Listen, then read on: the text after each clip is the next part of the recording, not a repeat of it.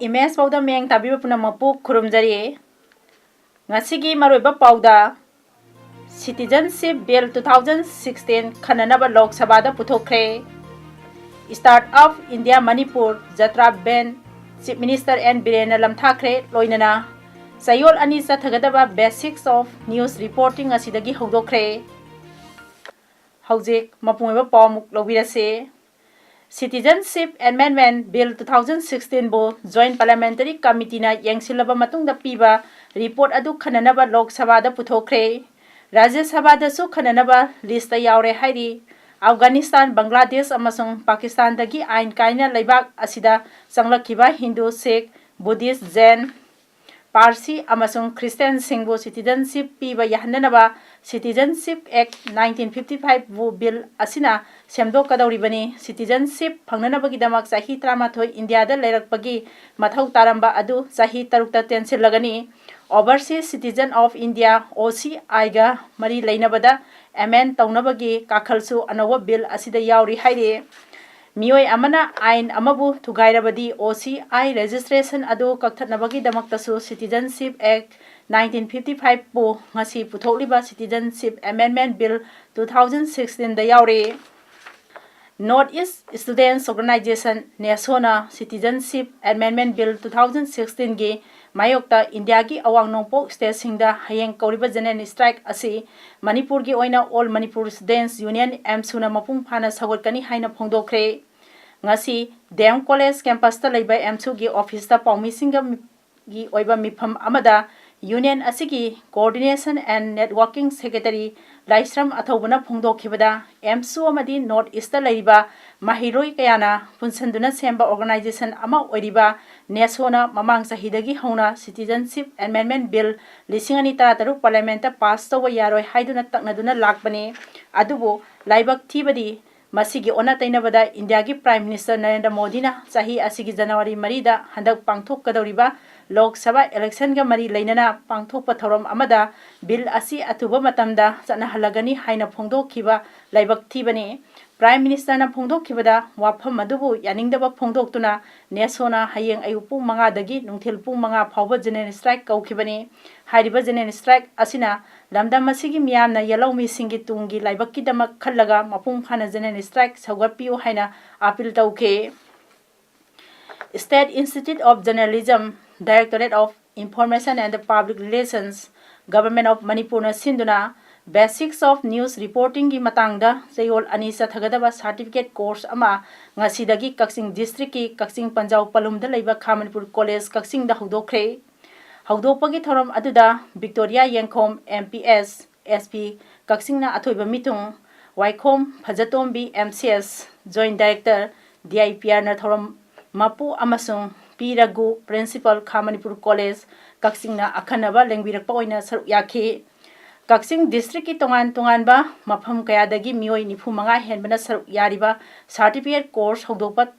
thoram aduga mari leinana athoiba mithung oikhibi SP Kaksing Victoria Yengkhomna ngasi DIPR na sinduna Kaksing da Basics of News Reporting gi certificate course ama pangthokliba asina hokliba mahiroi singi tungi punsi lambi lepada yamna chawba mateng amadi soidana panglagani journalist singna marik chumba I pau kaya miyamda piri journalist singnaso media gi ethics ngakna I pau miyamda yauhanbasu mathau tai aranba I pau miyamda pirabadi madugi mathakta logi oiba sairak phangbasu yaribani media gi maru oikraba thaudang asi hauliba nahasingna course asidagi khangjinduna tungi punsi lambida lamjingnabagi khongthang amasu oiragani khali haina phongdokhe is one of your opportunities to choose a career. Aduga suguma magun leiba department mana piriba course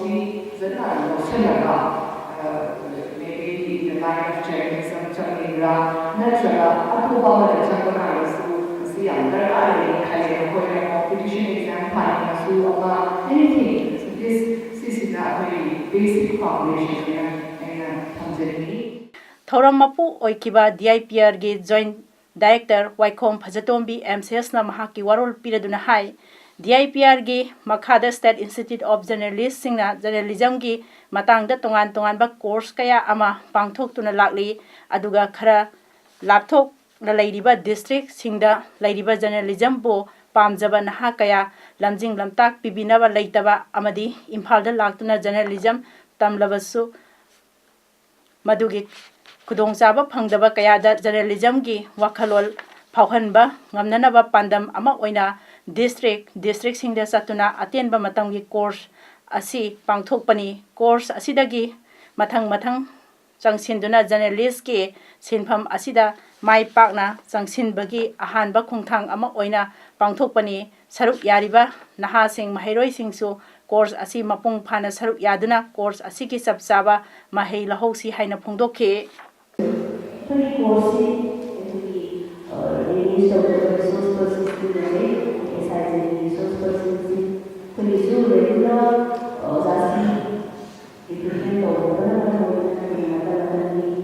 ꯔꯤꯅꯥꯎꯟ resources ꯄꯔꯁꯟꯁꯤꯡꯗꯨꯅ engage ꯇꯧꯖꯔꯒ ꯑꯩꯈꯣꯏꯒꯤ SIGꯁꯤ ꯆꯂꯥꯏꯖꯕꯅꯤ ꯑꯩꯈꯣꯏꯒꯤ ꯑꯣꯖꯥꯁꯨ resources ꯄꯔꯁꯟꯁꯨ ꯂꯩꯇꯦ ꯂꯩꯇꯦ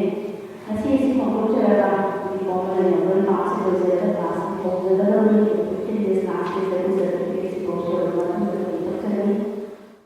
ꯆꯌꯣꯜ ꯑꯃ ꯆꯨꯞꯅ ꯆꯠꯊꯒꯗꯕ start up India Manipur Yatra ꯉꯁꯤ ꯆꯤꯞ ꯃꯤꯅꯤꯁꯇꯔ ꯅꯣꯡꯊꯣꯝꯕꯝ ꯕꯤꯔꯦꯟꯅ ꯕꯧꯄꯔꯥꯗ ꯂꯩꯕ ꯆꯤꯞ ꯃꯤꯅꯤꯁꯇꯔ ꯁꯦꯀ꯭ꯔꯦꯇꯔꯤꯌꯦꯠꯇꯒꯤ ꯁ꯭ꯇꯥꯔꯠ ꯑꯞ ꯏꯟꯗꯤꯌꯥ ꯖꯇ꯭ꯔꯥ ꯕꯦꯟ ꯂꯝꯊꯥꯈ꯭ꯔꯦ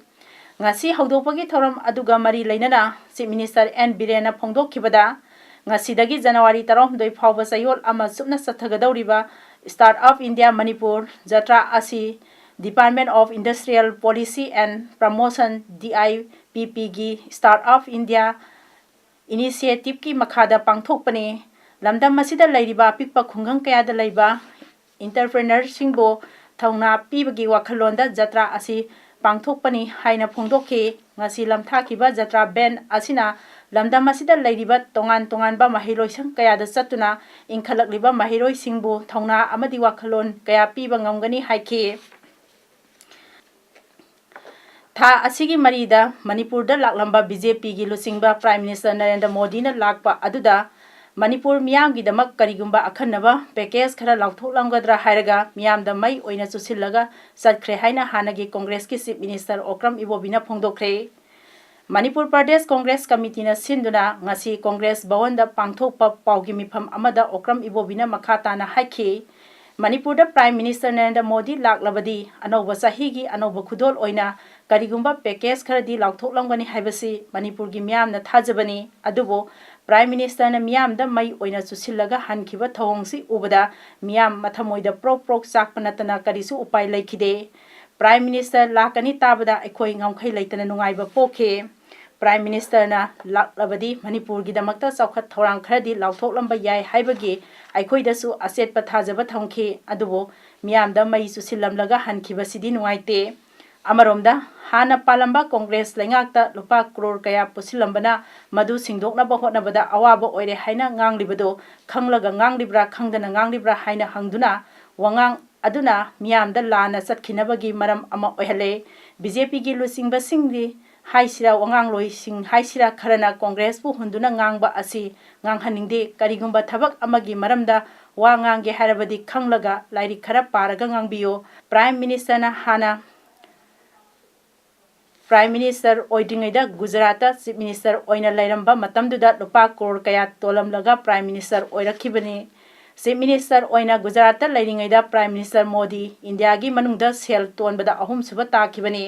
ꯃꯗꯨꯗ ꯅꯠꯇꯅ BJPꯅ ꯂꯩꯉꯥꯛꯂꯤꯕ ꯃꯍꯥꯔꯥꯁꯇ꯭ꯔꯅ ꯁꯦꯜ ꯇꯣꯟꯕꯗ ꯑꯍꯥꯟꯕ ꯇꯥꯔꯤ ꯑꯗꯨꯒ UPꯅ ꯑꯅꯤꯁꯨꯕ ꯇꯥꯔꯤ ꯑꯗꯨꯒ ꯑꯍꯨꯝꯁꯨꯕꯗꯅ ꯋꯦꯁ ꯕꯦꯡꯒꯜꯅ ꯇꯥꯔꯤ ꯀꯣꯡꯒ꯭ꯔꯦꯁꯀꯤ ꯃꯇꯝꯗꯁꯨ ꯁꯦꯜ ꯇꯣꯟꯁꯤꯜꯂꯝꯂꯦ ꯍꯥꯏꯅ ꯉꯥꯏꯍꯥꯛ ꯂꯩꯇꯅ ꯉꯥꯡꯂꯤꯕꯁꯤꯗꯤ ꯂꯩꯕꯥꯛ ꯈꯨꯗꯤꯡꯃꯛꯀꯤꯅꯤ ꯏꯟꯗꯤꯌꯥꯒꯤ ꯑꯣꯏꯅꯁꯨ ꯁ꯭ꯇꯦꯠ ꯈꯨꯗꯤꯡꯃꯛꯀꯤꯅꯤ ꯁꯦꯜ ꯇꯣꯟꯗꯕ ꯃꯤꯕꯨ ꯀꯅꯥ ꯂꯩꯕꯒꯦ ꯍꯥꯏꯕꯒ ꯆꯞ ꯃꯥꯟꯅꯩ ꯑꯗꯨꯕꯨ ꯀꯣꯡꯒ꯭ꯔꯦꯁꯅ ꯄꯥꯏꯕ ꯃꯇꯝꯗ ꯇꯣꯜꯂꯝꯕ ꯁꯦꯜꯒ BJPꯅ ꯏꯀꯨꯏ ꯀꯨꯏꯗꯅ ꯂꯩꯉꯥꯛ ꯄꯥꯏꯕ ꯑꯁꯤꯗ ꯇꯣꯜꯂꯤꯕ ꯁꯦꯜꯒ BJPꯅ ꯍꯦꯜꯂꯦ ꯍꯥꯏꯕꯁꯤ BJPꯒꯤ ꯋꯥꯉꯥꯡꯂꯣꯏꯁꯤꯡꯅ ꯈꯪꯂꯒ ꯋꯥ ꯉꯥꯡꯕꯤꯌꯨ ꯍꯥꯏꯅ ꯃꯍꯥꯛꯅ ꯃꯈꯥ ꯇꯥꯅ ꯐꯣꯡꯗꯣꯛꯈꯤ꯫ BJPꯗ vote piyo. Noi Manipur se BJPda vote piraba. BJP na sarkar pairaba. Noi se matam kaptaba ban independent ban blockade lai bise 48 hours ki manungda ban blockade lai loi hai bise ban blockade tor mi sidi sponsor ban blockade tar me sponsor se kanana honorable prime minister Narendra Modi ji na kana no yanaraga noi akhoi sarkar pai de ban blockade tor sponsor ban blockade where me ba Manipur tor mi sidi maybe any ILP ki woi bhai ama woi bhai adu shiri jo kano ki BJP led government la ko ban blockade le henry duni yana hayaba adu di moina tahunba where me ban blockade sidi kana uma khara da injil laga instigate tawrga noi sukha tharo kalu ban blockade se adum tawle sponsor Rims Firing Memorial Observation Committee na sinduna ngasi Rims Geta Labor Rims Firing Victims Memorial Scores da kungamanga suba Rims Firing Victim Memorial Day pangthokre thoromaduda Manipur State Human Rights Commission gi acting chairman Khaidemani Rims Hospital gi medical superintendent Professor CH Arun Rims Firing Victim Memorial Trust ki managing trustee Laisramasa Minabanta amadi laibak thiba thodok aduda layoi khrabasing imung manunggi mioi singsu saruk yake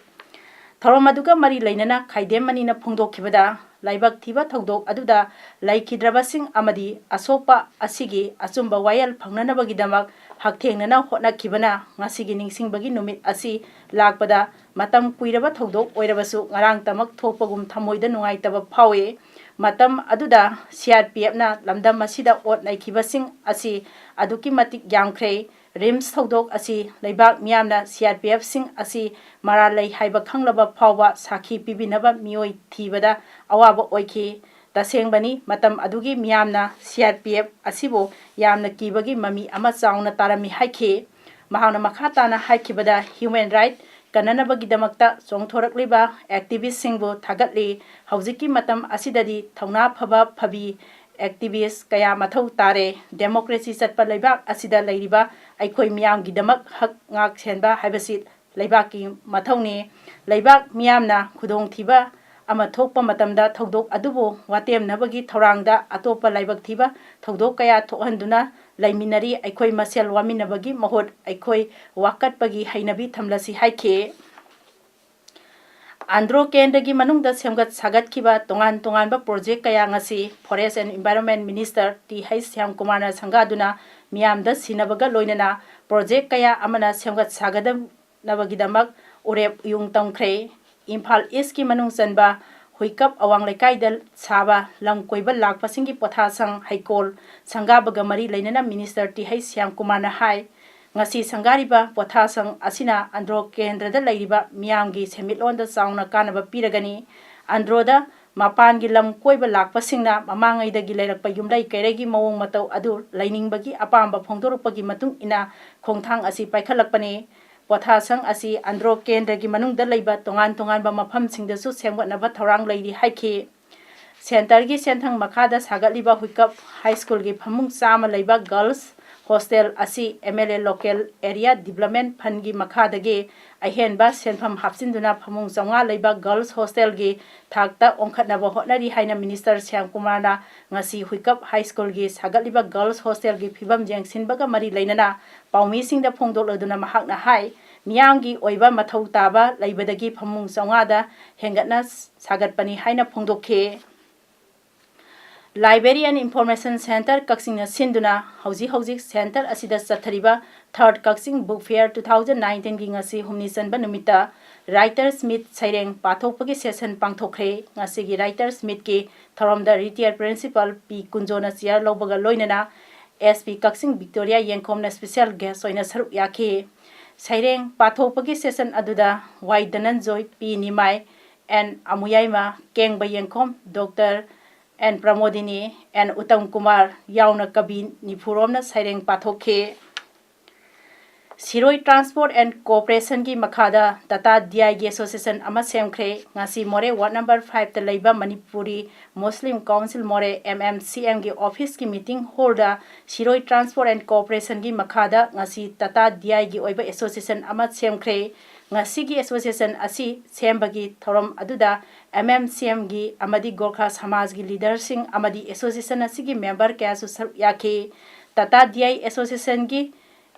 Pam Ugadabasing Adudi, Saiboi Hauke, President MD Rujudin General Secretary Michael Thomas Finance ni, Nauna Siamlaba Association Asigi President Saiboi Haukipna, Pongdo Kibada, Shiroi Transport and Cooperation gi Makada ngasi Tata DI Oiba Association Nama, Siamliba Asigi Wakalondi, Impal More Lambi Asida Sialiba Tata DI gi Honor Sing, Amadi Diver Singbu Facility, Welfare Fazana Piba Amadi, Makoibu Saukat Hananaba, Haiduna Sem Kibani Haike.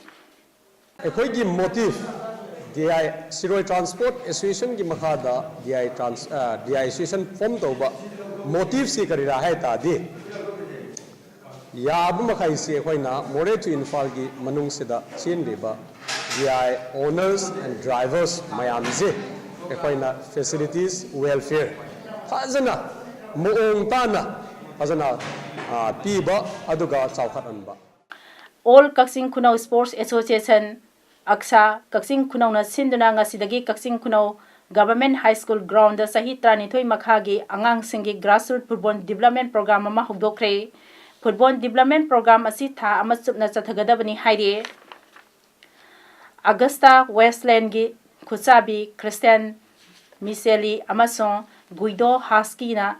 Rafael gi lamba oiriba Eurofighter gi su Khusabi Oirambadagi Fakraba Matungda Rafael gi Wafam Pukhalapagi Dama Congress President Rahul Gandhi bu Union Minister Ravi Shankar Prasad na Sidagre Hairiba Mioi Animagna Eurofighter gi Misang Oinanaba Rahul Gandhi da Kan Takna Ki Haire Minister Ravi Shankar Prasad na Congress President Rahul Gandhi da Wahang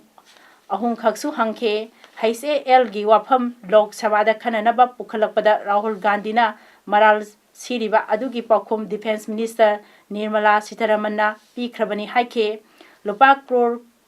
Lising Kuntaruk Songa Henbagi Senpam Ama Haise Elga Loinana Lisingani Tarataru Amasang Lisingani Tanipargi Marakta Kuyek Pinakre Haiba Wapam Defense Minister na Sabadat Tamlambani Government Lupa Crore Lak Amagi Documentsing Parliament ki Mipamda Puto O Haina Rahul Gandhi na Defense Minister da challenge Tawasu Laikrabani US President Donald Trump amasong North Korea ki losingba Kim Jong-un ga anirak suba oina unanabagidamag US State